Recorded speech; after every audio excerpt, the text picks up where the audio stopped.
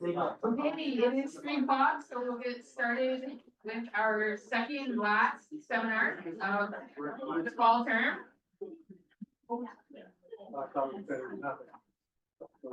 Today we are joined by Brittany Davis, and she is called a newly minted PhD candidate in Dr. Tilo Bao's lab. So congratulations on completing your comps. Thank you.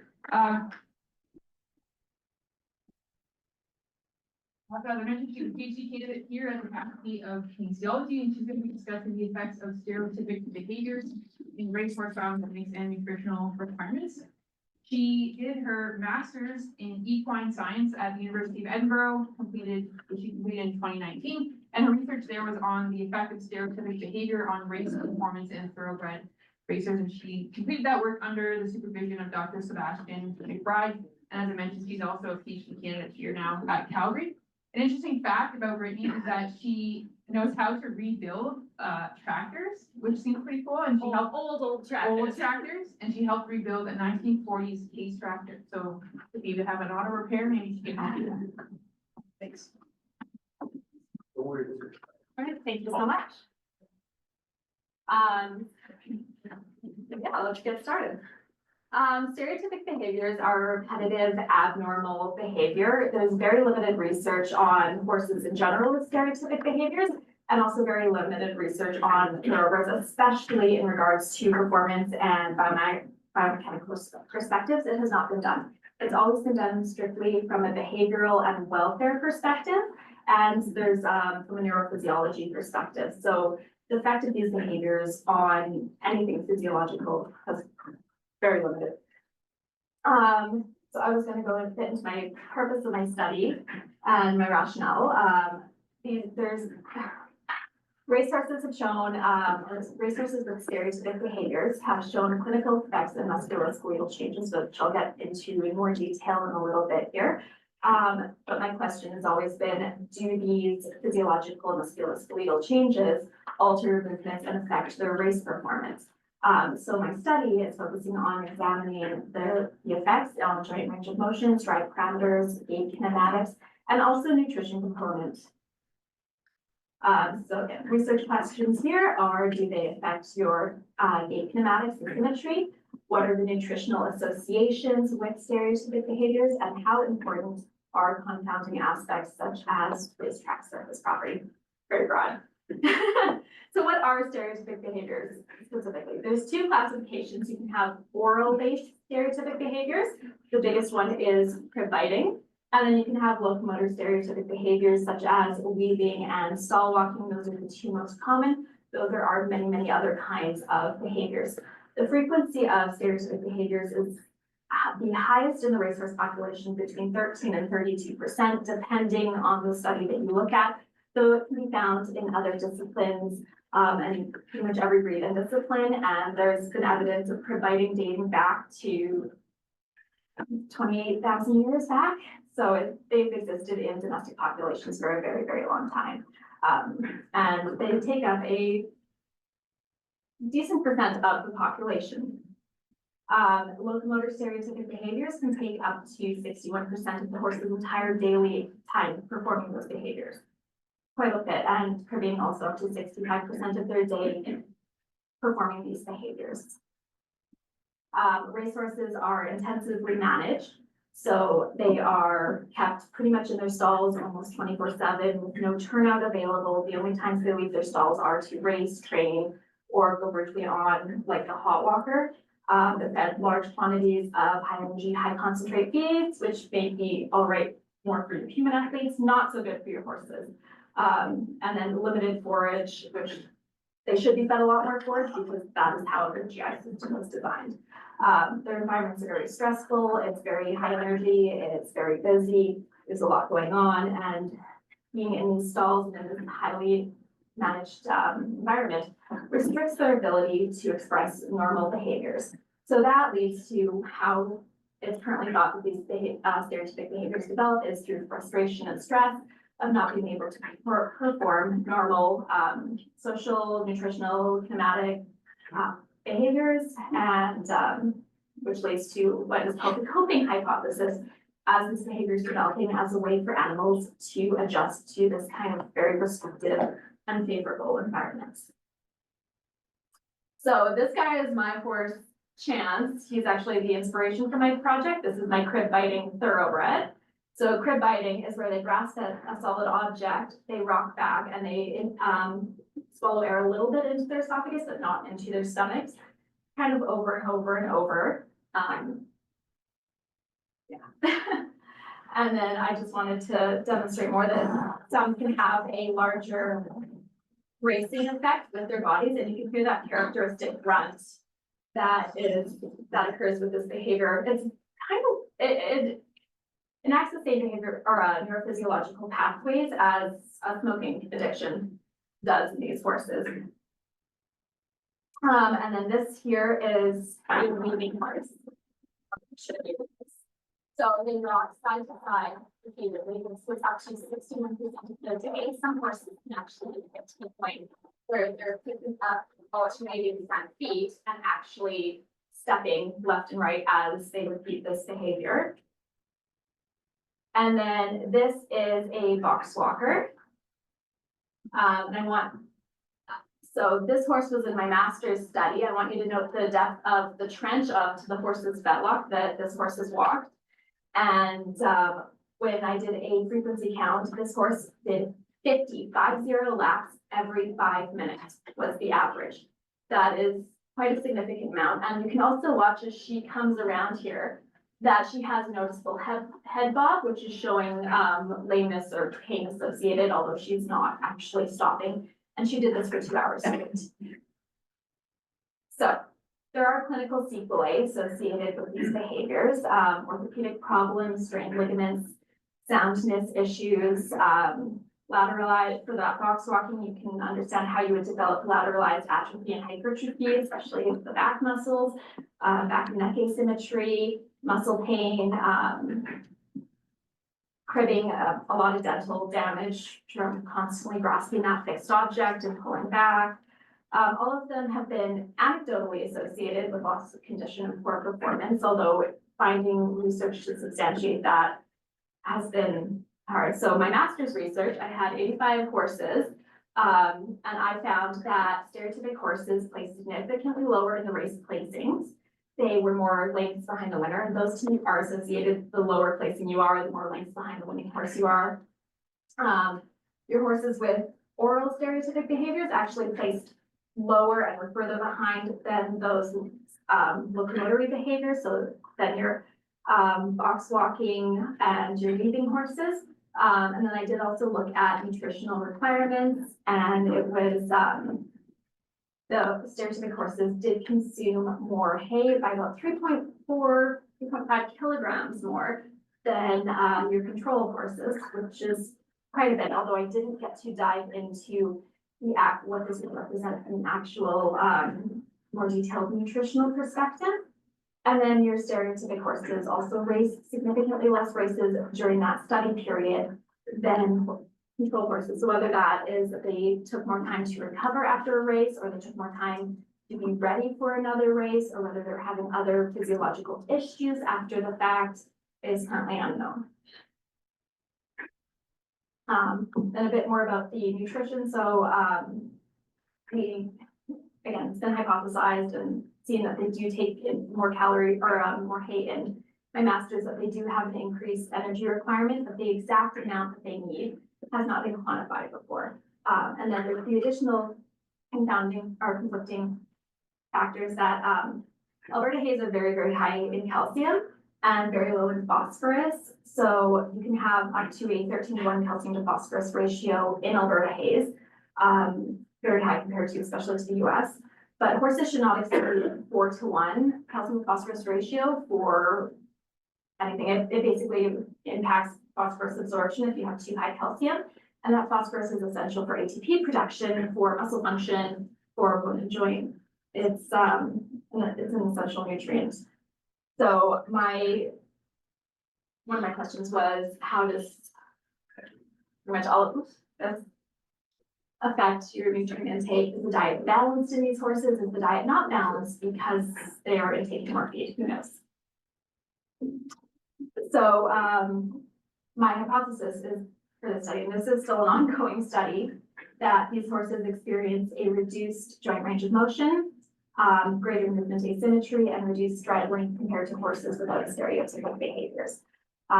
So my objective is to assess differences in those, joint range of motion, stride characteristics at walk and trot, and then gallop stride parameters, and then their surface properties. So my subjects, I'm at 22 right now. I have more to do still in the spring. Race season unfortunately ended before I can get them all done. So, horses identified with cribbing, weaving, and box walking specifically. I will have matched controls from the same trainers to control for management and nutritional factors. And then they're all racing thoroughbreds between 3 and 12, although the ones in my study currently are between 3 and 8 years old. And I'll collect health history information. For the nutritional investigation, I've collected horse weights, scored their body condition scores, sampled hay from all of the trainers. Every trainer sources their own hay at the racetrack. There's not one universal hay fed to all of the horses there. So it's every trainer's responsibility. So this is kind of what this looks like. This is my hair probe, and this is what your hay sample ends up looking like. And then I weighed all of the feeds, hay, everything, and then I used either manufacturer provided guaranteed analysis for the feeds provided or a database for things like straight oats and straight corn. And then looking at the dietary digestible energy, crude protein, sugar and starch content, trace minerals, etc. So I do have results for my nutrition. I only have 14 horses in total for this so far.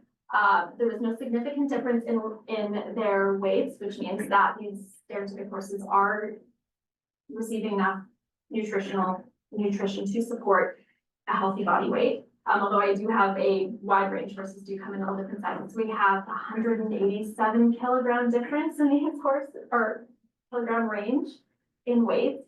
So for the total D's digestible energy, for the mean digestible energy mcals, control horses consumed 144 mcals in total, and your stereotypic horses consumed 170 mcals in total. So your stereotypic horses did consume more digestible energy than your control horses significantly, which actually represents about, although it sounds small when you control for body weight, it's about 0.078 mcals per kilogram, which is what, 7.8 kilocalories per kilogram body weight.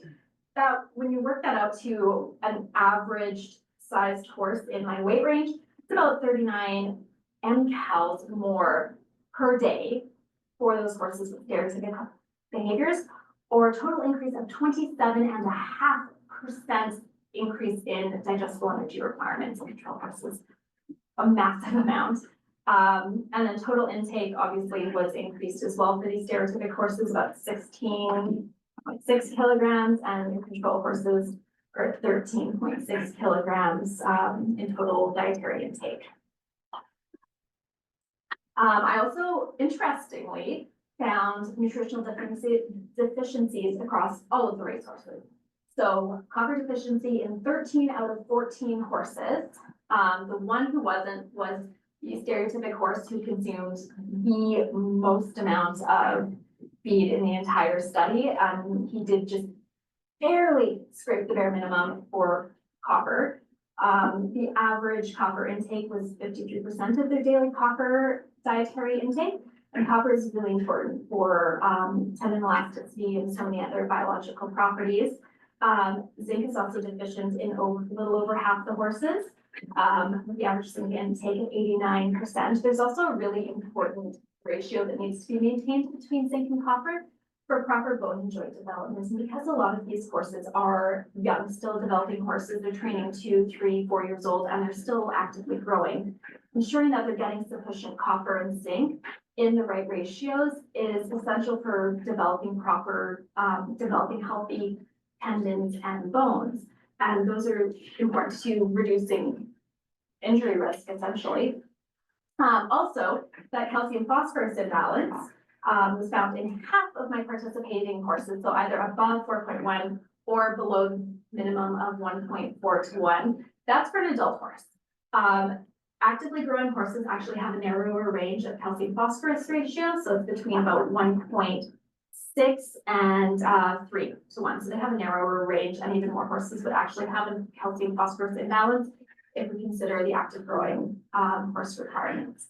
And in total, these deficiencies actually represent 93 horses of the racetrack population, because trainers feed all their horses the same. They have a feed plan that they just blanket feed to everyone. So that's there's probably about 92, 93 horses would be my guess of the copper deficiency. There's about a 6, close to a 6, roughly, of the entire racehorse population,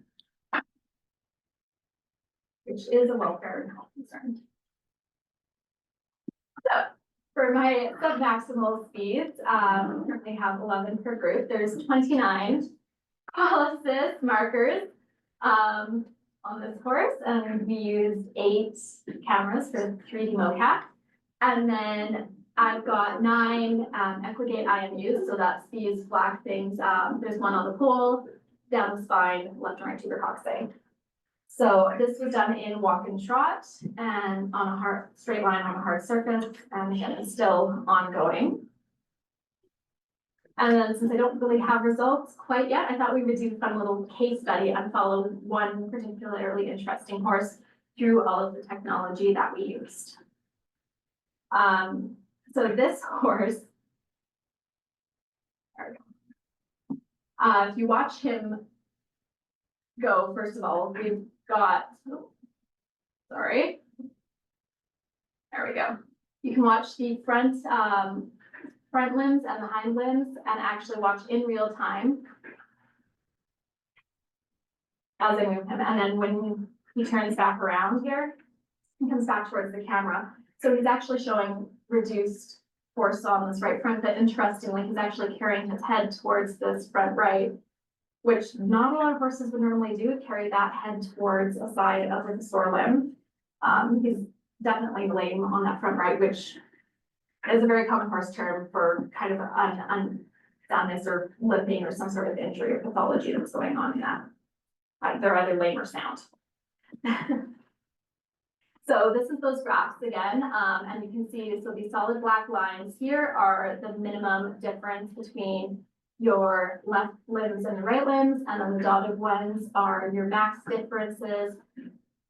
So essentially what this is showing us is there is a impact asymmetry in the right front and a push off asymmetry in the hind left, which does make sense. You're not going to want to push off as hard with the hind left if your front right hurts, because the trot is a gait with diagonal pairs of limbs that go together. So, and this app was not used in all the horses. This is an AI app called Sleep. So this was just kind of something. It's very visually, or so much better visually than some of the other apps. So this is really interesting to me. This is the equigate. Again, you can see, so the front limbs are reversed compared to the other one, but you can see that reduced displacement in the right front compared to the left. And then you can see here that this is a right front support lameness. And then again, here, just looking at your min diff, max diff for your hind end, you can see that left hind push off difference here. And a little bit as well in this sacrum. And then 3D motion of the same horse. There we go. So we're looking at him from behind, moving away. This horse should be traveling in line. So his right limb is following, or his right hand is following his right front, but the left hind is actually coming under the midline, and he's traveling diagonally through that right limb. This horse should not be doing that. This horse should be going straight with those hind limbs following the front limbs. Again, really, really interesting presentation to see this in this horse. Bizarre. I really like this. So future directions and ongoing research is I'm planning on using, again, more 3D mocap to look at your stride length and joint range of motions in these horses as I go. Sorry, there is no head marker, so these are all head resources.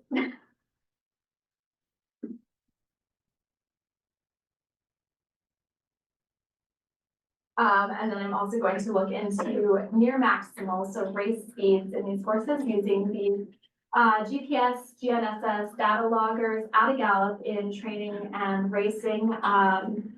We have a custom saddle pad that has a pocket in the back for these. They're small, they're only about that big and pretty light. And then also do some racetrack surface testing around, or the tracks will do race surface testing around training times. And then looking at race results and injury information. For the stride parameters consist of your stride frequency, your stride length, and your speed. There's been previous research to show that there's a reduction in speed and shorter stride length up to 10 centimeters, up to six races before an injury actually occurs in these horses. But surface conditions can actually change your stride parameters by up to 30 centimeters. A bit of a discrepancy there. We use this surface tester that is a bowling ball with a bunch of tech in it to test the surface for impact properties. It's really fun to draw. And then again, the stride parameters that we extract from the GPS GNSS. So that's what this looks like. And then I'm actually going to, so watch this X here, and we can actually watch this horse, not in real time. Come up, do his warm up, turn around, and then start. This is during a training exercise, not a race. And actually start his training gallop around the racetrack, where he's then pulled up and then cooled off, going back to the barn.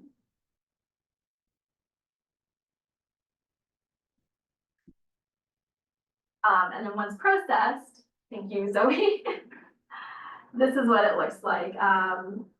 So we, in each kind of 100-meter section around the racetrack, it's all color coordinated. You can see the speed, stride frequency, and stride length. And this is where you would see those reductions in your stride parameters in either cases of a developing injury or in different racetrack surface conditions. If it's been raining a lot, the track's really wet and sloppy because it is dirt. Or in the spring when they start training in March and April, we can sometimes have frozen ground that they are training on. Or if it's getting really dry and hard ground because we're baking under plus 35-degree summers, you're going to see differences in this. And you can see it for each color-coded 100-meter section around the racetrack.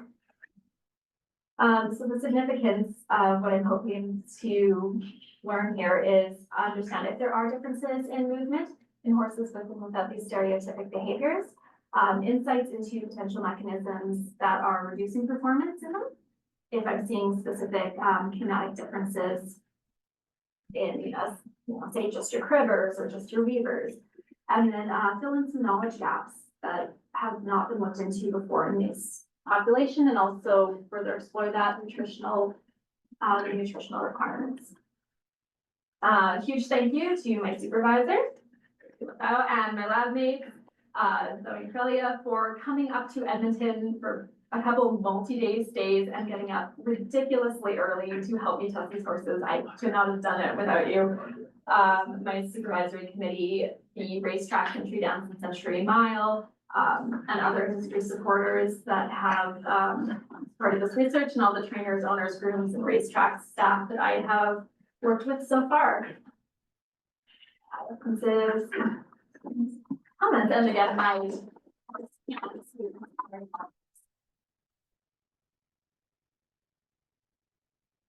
floor is open for questions. Who would like to start us off? Just looking at the stereotypic behavior, do owners do anything to try and prevent it? Or do they just, once it's happened, and are they successful at just? Okay, yes, there are things that trainers try to do sometimes. Some just leave it, and are just like, oh, it's a funny behavior or whatever. Others do try. So for cribbers, there's a crib collar that goes behind the jaw or other contraptions. There's welfare issues with restricting these behaviors, especially because they don't have that outlet anymore for whatever is driving that behavior. So when you take off whatever restrictive device you have on them, they actually will perform the behavior worse. So usually trainers just kind of leave it, and it is what it is. That horse that box walked repeatedly, she was kept tied in her stall. Generally, she escaped that day. But there's no, aside from restricted, there's no like, I don't know. Horse toys or like something to like keep their No. attention. So they do put, you know, toys and balls and wickets. I've seen stuffed animals. I've seen someone put a goat in their stall with one of their horses. Once those behaviors become established, nothing will stop them.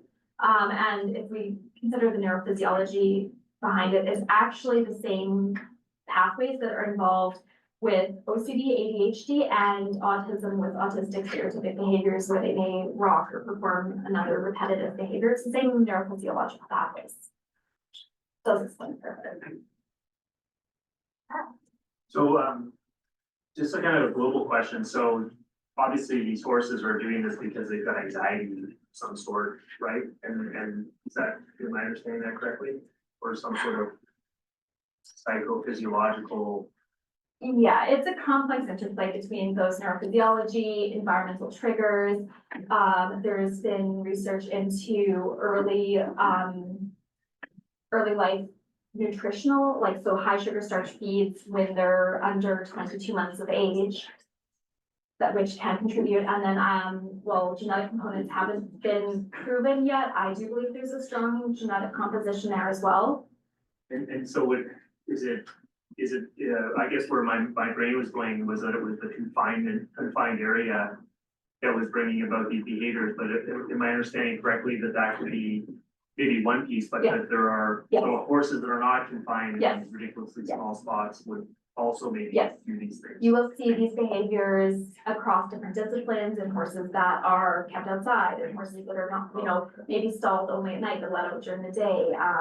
In show jumpers and dressage and reining guards, and it's just typically a lower frequency, about 5 to 8% versus the 13 to 35% in your thoroughbreds. Okay, and what would be the chances that if you came at the back end of your thesis work and you were able to clearly show that these horses that are in these spaces, like, so I guess what's happening is they're showing kind of like normal anxiety symptoms that horses show, but these horses are doing it a tremendous amount because they're Yeah. locking their cages and they're moving around and doing stuff.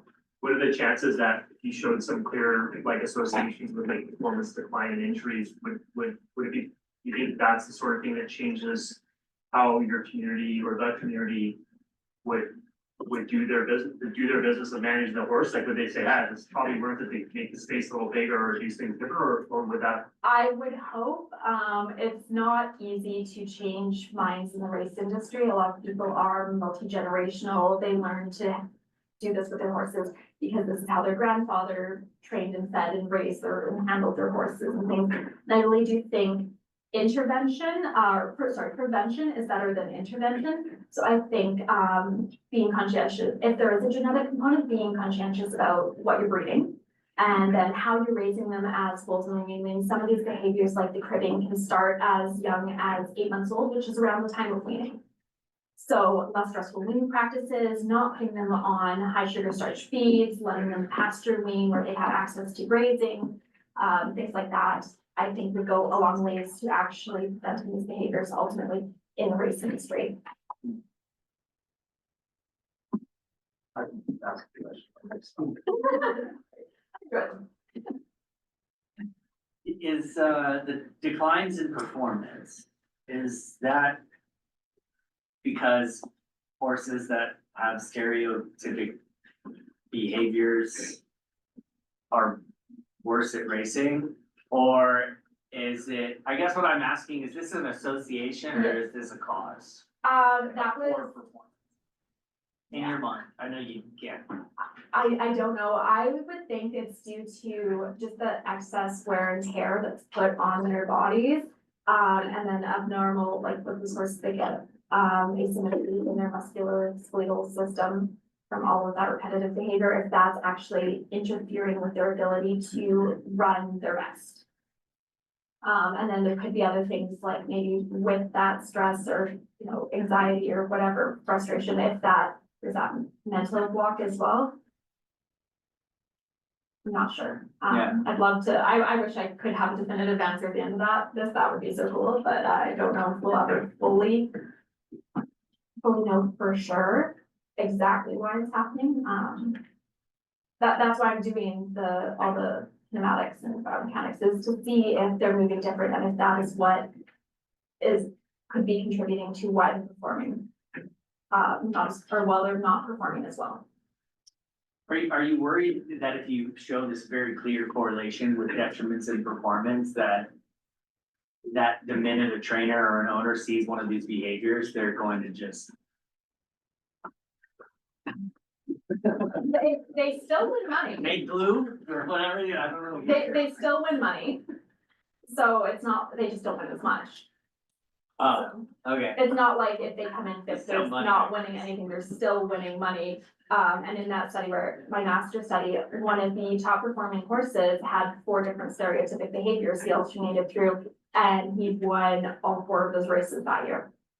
yeah, Granted, other horses race more than 4 times in a year, so he only raced 4 times. But I think that maybe if we do handle them differently, maybe change things up for the training to help improve symmetry or involve different exercises, or even if we could get some turnout pens at the racetrack so people can just turn some horses out for even a couple of hours to get that environmental enrichment and mental break, I think that would go a long way. This is all theoretical, but in my mind, that would go a long way to improving performance. But you showed yourself that cribbers crib impact as well. Again, once the behavior becomes established and emancipated from its causal factor, you're never completely getting rid of it. But he cribs way less in a paddock than he would in a stall. In a stall, it's up to 65% of his day. Outside, I only really see him crib for a couple of 5-minute bouts, maybe 2 or 3 times a day. It's very, very minimal.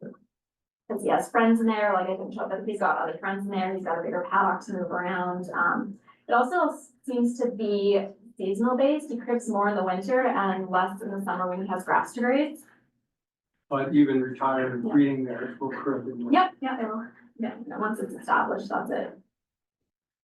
Tammy, you have a question? Okay, so the horse that you showed the gait analysis for. Yes, You said he was lame, yes, so was that defined by vet or you guys just? based on the results, I would call him lame, didn't have a vet Yeah, actually make that diagnosis, yeah. but, I think other people in my lab would agree that that horse is mildly lame, Okay, the vet was there, says he's lame. That's his question. Cause it's interesting how many horses we would consider that we're riding very regularly that are actually lame. Yes. But they just kind of. And recognition of lameness, just layman's recognition of lameness is not great at times. So, yeah, that's probably another part too, is a lot of these people don't recognize that they're lame. So would you say that maybe this is a question for Corellia, but the dog tracking, I guess, is what he's doing. You would say that that counts as lameness, or was it just, it was more the front? The one with the mud cap? I have to see with the mud caps, I don't remember that one. But no, if it is not painful, I will have to do a test to see if the length increases with the flexion broken. I wouldn't say that's length. There we go. Do their asymmetries also present when they sprint? Or, like, is there any effect of having the collar on and the rope, or, and then once they go up to speed, do they also consistently so if you took that off and the horse was just walking around, would it also show that, and then as it sprints, it shows that? Me too. We haven't done any sort of, doing any sort of analysis at those kinds of speeds would be very, very challenging. For starters, gallop is an asymmetric behavior, so we will from asymmetric and so it's hard to do this sort of analysis, but in trotters or paces that use symmetric, there is often those asymmetries only at racing speed. And so it depends on, it's a very, very downside. I kind of had a question along those lines. Yeah. I was wondering like how good are horses in, like I can't imagine them knowing that they have to walk in a straight line when you have mocap and you're testing them and they really know like what task is going on, maybe they do, but my question is like, how representative are the asymmetries that you test in your protocol? Yeah. To what they actually would show? Like, I could also imagine a horse showing these STB behaviors being a little bit maybe like less focused on the task versus someone that doesn't show it. So they are walked and trotted up and down barn aisles before races for the racetrack that to be deemed, fit and sound to ride, first of all. So we did this in an environment that they know. I did give them time to accommodate to the camera equipment setup that they see so much of the track. Most of them barely glanced at the cameras. And then walking and trotting in hand on the straight line is something that they do on a regular basis for the racetrack vet. So I'm not asking them to do something crazy that they've never done before. Do you ever get them to like jump over objects? Different discipline, that's my preferred discipline. No, these ones I haven't, but I did just buy an X-race horse like a month ago and was planning to turn her into a jumper. Why do you ask? Well, I don't know, I mean, I'm just, There's something there. I mean, yeah, I'm just wondering, I mean, cause like, if you had them, like, I'm assuming they can jump. Yeah, oh, absolutely. I just Googled it. They say they're good, great jumpers. They are great jumpers, yeah. But I'm wondering, like, cause you're trying to figure out if there's like these performance capacity things, right?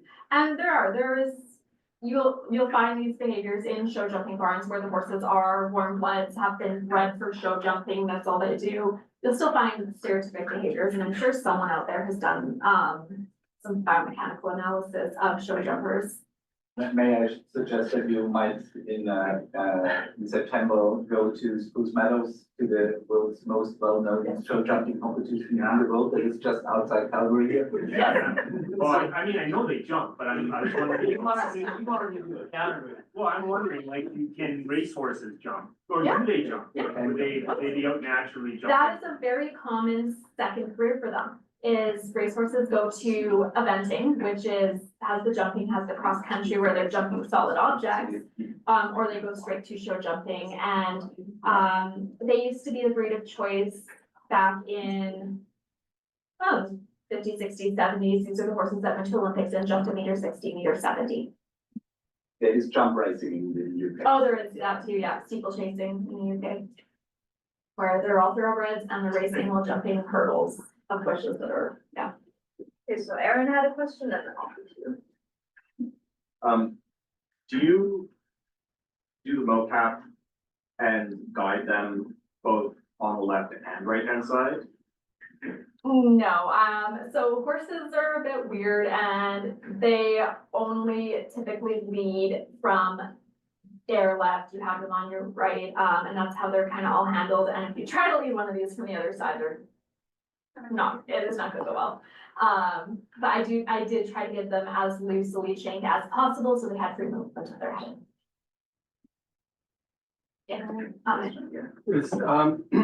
Is this stereotypical behavior, is that transferable between individuals? In other words, if you have a weaver across from a regular horse, does that horse pick it up? Anecdotally, some trainers will say yes. Research says it doesn't really happen. They're not visual learners.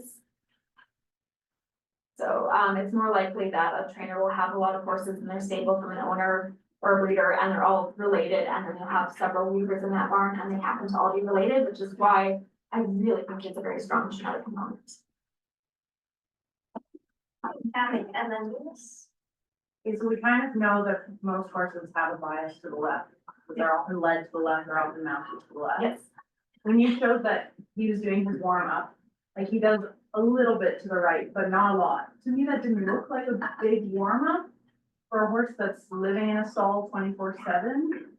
Just do a little to the right and then to go full tilt, and then, okay, off back to your stall you go. Yes, That, are there any trainers that try to do more training on the right, or is it just kind of lost? so yeah, they only, at least in North America, we only race at speeds to the left, so they will walk, trot to the right, some will go farther and go halfway down the backside, before turning around. It kind of depends on the trainer, depends on the day, but some of them, yes, that little bit of backwards trot before turning around and cantering and galloping to the right is all the warm up they get. It's a whole other rant on my end.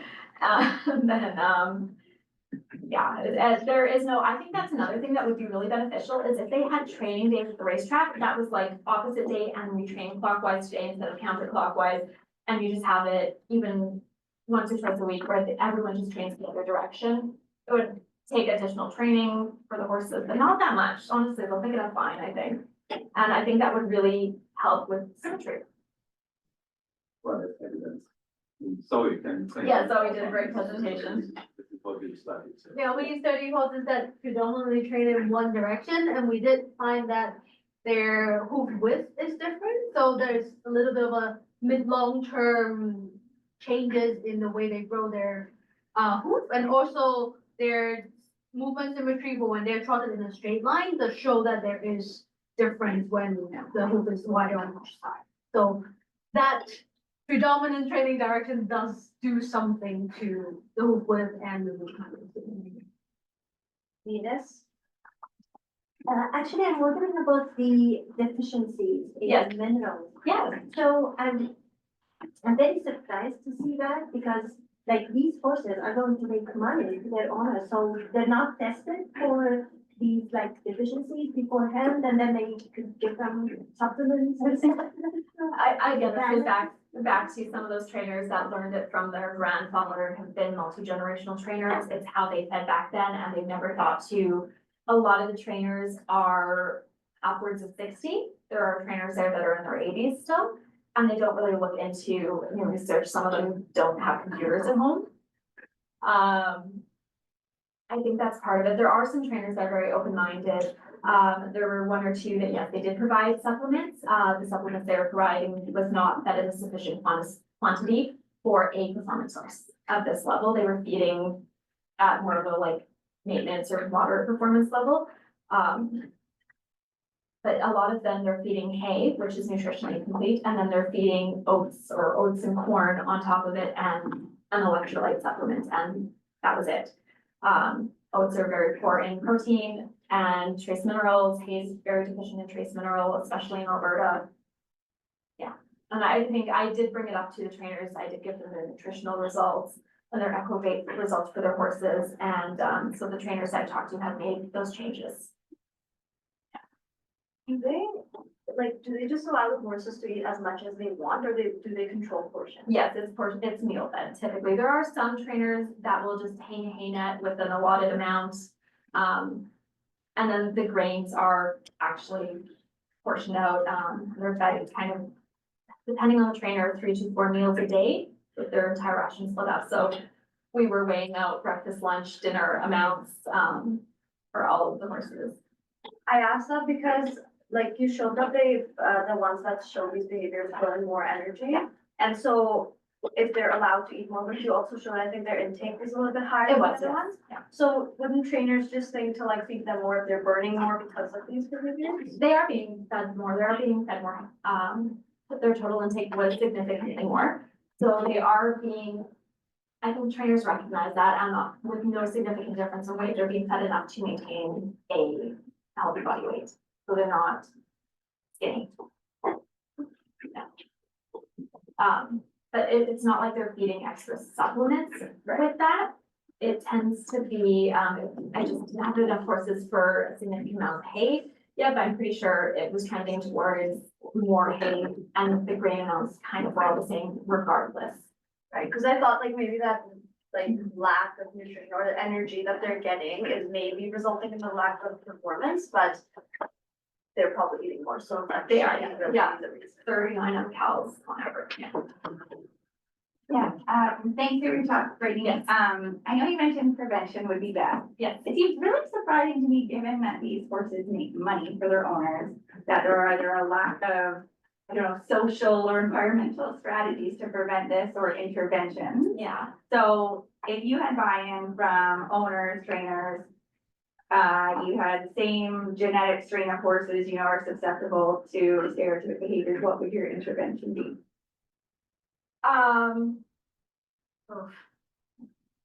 Or prevention? yeah, I think it's really difficult, and like, I'd love to see turnouts at a racetrack, but the problem is room, where you turn out 600 horses for part of the day, like, you need a lot of space that racetracks don't have. So unfortunately, that's probably never going to happen, because the land that they're on, they just don't have the room to provide that amount of turnout. Trainers, I've chatted with some of them, or sorry, owners, breeders, I've chatted with some of them. They still would rather breed for performance and not so much from that behavioral thing. And you see this too with the conformation.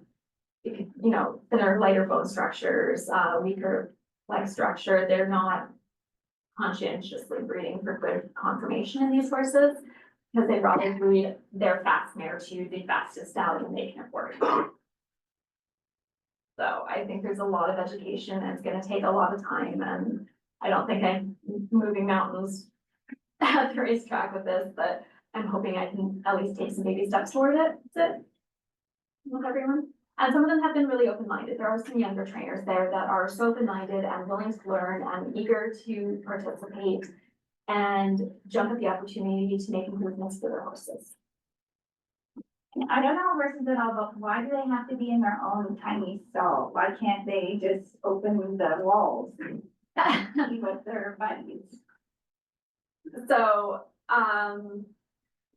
yeah, they don't want horses to fight, risk kicking each other, biting each other, running around like a maniac, breaking leg. That's the most common reason trainers will argue for keeping horses in the stall full time, is they might hurt themselves in the paddock. Which horses are very accident prone. The equine vet can tell you. They like to do stupid things and hurt themselves.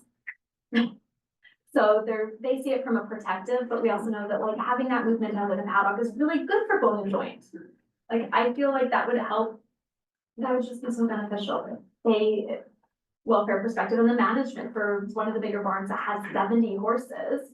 How are you managing 70 horses out in paddocks, getting them feed, getting them in, getting them trained, getting them back out, getting them, you know, it becomes very, very hard. It's so much easier to feed everyone individually, install, and just go down the shed row and from a big bucket, which is, yeah, It's just a prison. it's a lot of it is from a very management perspective, is that's the easiest way to manage things. And they do get out in the winter, like most of these horses, racing was done November 3rd. Most of them ship home to their trainer's farm and they get checked out in the field for the winter. So they're out now for the ones that don't halt and race in the US, which only a few trainers halt and race in the US. The rest take their horses home, check them out in the field somewhere, and we'll bring them back in March. So they do get some out. Other questions?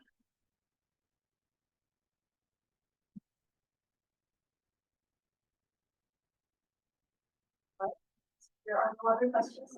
Thanks, Brittany, for her wonderful presentation.